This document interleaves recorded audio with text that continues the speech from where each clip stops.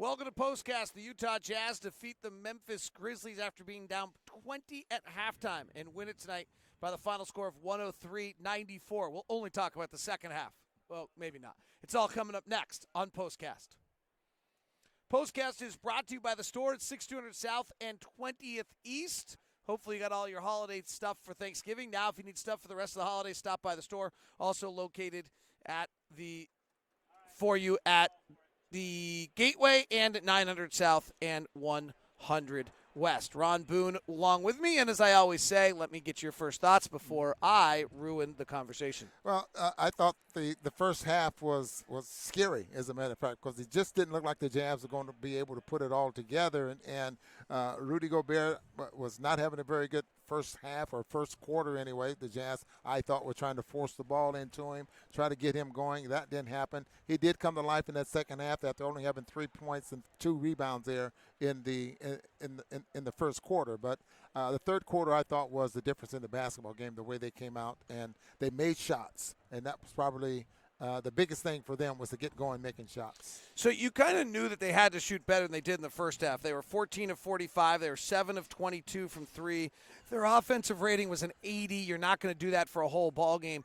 But they came out with just a force. So there's one thing to making shots, but Rudy tapped an offensive rebound. Royce came in for an offensive rebound on a jam follow. They got out and ran a little. They just came out and Taylor Jenkins took a timeout 1 minute in and 3 minutes in, and neither of them were able to stop it. Well, like I said during the broadcast, I liked the shots they were getting because of where they were getting the shots in that first half. I just didn't like the way they were getting them and the way they were working at getting those shots. And very little in transition, very good looks in transition. And then the half-court offense was not so much of 2 or 3 passes to the point where you put a guy in a position where he can make things happen. And that meant that when that happens, then that makes Rudy more valuable on the glass or in with a lob or something. That third quarter was just unbelievable. The way they shot the basketball and the way they made things happen in the third early.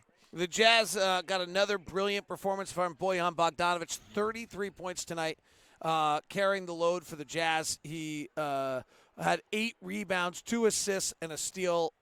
It's his 4th game over 30 this year. He did it only 3 times all of last year. What are your thoughts on what you saw? Look at that line, 12 for 20 and 4 for 8 from the three-point line as far as shooting. That is just flat out balling. What a job he's done. T. Beckstrom, 14, just chimed in on our live chat. Bogey bailed us out. There's no question. Yeah. Bogey bailed us out. Right now the Jazz are not getting much from Mike Conley, and so it's a 2-man scoring show between Bogdanovich and Mitchell. And Conley's, made 2 big buckets tonight in the fourth quarter, kind of spur the Jazz back on. It was tied at 82 when the starters came into the game, or the closing lineup came in, and he made 2 plays to spur him on. But absolutely, he is not necessarily giving the Jazz what we expected, so it's relying a lot on Bogdanovich and Donovan. Yeah, he made the little runner, something he's having problems with, the little lob, and then he made a 3-point shot. He got 5 points in that third quarter. But I thought he had a big rebound there late in that fourth quarter there as well to help the Jazz get a second look at the basket. I mean, I think he's going to be valuable to this team. He's just slow getting it going right now. And David, I'm a believer in this. When that offensive game is working for you, other things start to fall into place. And right now, it's just not going for him right now. We'll go back and rewatch the fourth quarter, or at least I will tonight, but I think you'll see Mike Conley was actually pretty important in this game because he's bringing the ball up, he's setting them up. There's just much less burden on Donovan or other players, and that if Conley has the ball, he's a threat, and then you have 2 other threats coming. Whereas if Donovan has the ball, he's a threat, and there's only 1 other threat coming because Conley's not at that point right now. So there's some real value, I think, in that regards. We are live on Locked On Live on Facebook as well as on YouTube. We're live on Locked On and Twitch. We're live on Locked On Sports on Facebook and Periscope. Let's get some of the questions from Challen Nelson. Do you think Mike isn't getting into the rhythm because he has fewer scoring opportunities? That could be it, but that's an adjustment he's going to have to make. And he's played in a system. He's been used to handling the basketball, shooting when he wanted to, calling the plays, and for the most part, David, making things go out there on the floor. Whether someone's hot, he's called. He's just used to being the general out there. And again, I have all the confidence in the world that he's gonna he's going to fit right in with this basketball team. We just have to wait and give him a little time. When are the Jazz going to stop with the floater? It's such an awful shot. I think that when they're like 1 of 10 tonight, Quinn should find them every time they take it. Said Joshua McGrath, not anybody else. Joshua McGrath said that. Ron, what's your thought on this? I mean, the teams are just dropping, particularly Memphis. Valanciunas just sits at the rim. It's so hard to get there. Bogdanovich got a little gap. He's able to get there. I think I'll give my answer here for a second. It's ball movement. If you're coming straight at the defense and the big drops, you're going to have to take that floater because they're dropping bigs on the rim. That's where the league is. If you can swing it and move it, and then the big's on the left side of the floor and you swing it, and now he's coming back over you, maybe you can slide by him and get to the rim. But when you're just coming down at them, it's really hard to get anything but that floater. And it's hard to get anything by guys like that when you're 6'1". Bojan does it. I mean, he's changes speed, and then he shoots or up and around some of the bigger guys. But, you know, I'm going to get David to figure this out. What listener was this? Joshua McGrath. And I don't know him. I've never talked to him. Okay, we'll get David to figure this out. What Conley's percentages over his career with those – about 44%, and he's at 34% for us. Yeah, so that's 10 percentage points that he doesn't – have the he has the confidence that he can make it at 44% because that's what he's done throughout his career. I would be a little hesitant to tell him to stop shooting those shots right now, especially with him getting so close to the basket. All right, Andy Hermada says Donovan should copy Bogey, taking those in rhythm above the break threes more than those floaters. Donovan's not hitting that shot right now, frankly, and that's, I think, what's accentuating it. Donovan's off the bounce 3 game is about 30%.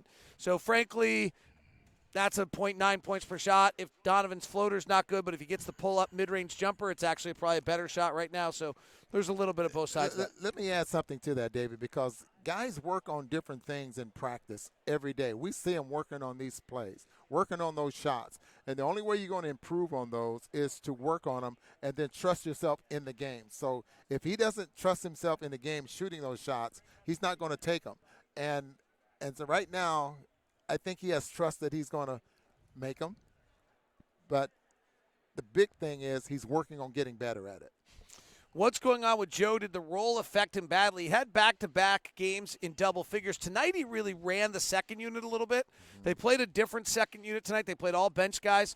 And it did that. Occasionally, there was really not a lot of offensive creation in that group, which I think they knew going in. And so the ball kind of died in Joe's hands a few times.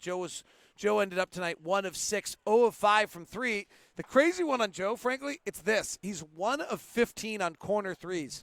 If he was making his corner 3, he'd actually be having close to the same year he's been having before. But that second unit they played tonight, which, you know what, it allowed the starters to play about 30 minutes together tonight, and those guys were plus huge numbers. So there's a pro and a con to it, but that is a hard unit for Joe because he ends up having to make some one-on-one plays. Yeah, you see, Joe was the only one that played he played 25 minutes, and everyone else 15 or less, and the starters anywhere from 31 to 35 for Rudy Gobert. But that changes from game to game, just depending on what Quinn thinks he needs, on how he needs to use players in order to win. And obviously tonight he felt that, those players need to be out there on the floor together a little bit more in order to win the ball game. A little question coming from our Periscope. How do you improve the rebounding to help Rudy? Well, players have to make that adjustment to do that themselves. I mean, Rudy's a great rebounder. He ended up with 13 tonight, and he's averaging a double-double. But just have to make that conscious effort to get out there and help him. The big thing, David, is when Rudy helps you, you have to get in a position to help him there as well. And I'm not saying that we're a terrible rebounding team. We could probably be better. I'd like to see Jeff Green rebound a little bit better than he's doing right now. But I agree with he's not a caller. Yeah, I like it. Call him callers. I like it. A caller, but Rudy, he really needs help, and they have to make a conscious effort to do it. From Twitch, from their perfect and should probably be starting to their killing our season trade everyone, where should we be on the worry spectrum with our bench unit? Quinn's trying everything he can with this bench unit right now. The fact is, when we talked about this team in the offseason, we talked about a lineup of Joe Ingles with Donovan Mitchell and Mike Conley and Bojan Bogdanovich and Rudy Gobert. Yeah. And that lineup has been awesome. And you put Royce O'Neal in there, and that lineup has been awesome. Yeah. Those are the lineups we talked about in the offseason. The bench, we kind of grabbed a minimum player in Emmanuel Mudiay. We grabbed a minimum player in Jeff Green. We got a veteran in Ed Davis who's been hurt for 14 games and was really good tonight. And they're trying to piece it. Dante's coming off an injury. Like, there's actually no reason to think that group should be great. You're playing two guys $30 million, and Quinn's just trying to figure out what he can sprinkle here and sprinkle there and try to figure it out. Yeah, and again, this is going to take a few more games, I think, and maybe we might get into January before we have it totally figured out. But as long as you're not out of things during that time, and the team is starting to gel, things are starting to pick up offensively and defensively, and guys getting used to each other, and then that's still in a good position as far as the playoffs is concerned. But it's just awfully difficult piecing in 10 new players and having to adjust of what you're doing out there on the floor. Jazz win it over Memphis tonight, 103-94. They come back from a 15-point deficit at halftime to outscore the Grizzlies by 28 points in the second half and hold on for the win. We'll head to Toronto next. Thanks very much for tuning into POSTCAST. I'll be back with you Monday from Philadelphia. We'll be with you Sunday from Toronto with POSTCAST. Have a good one.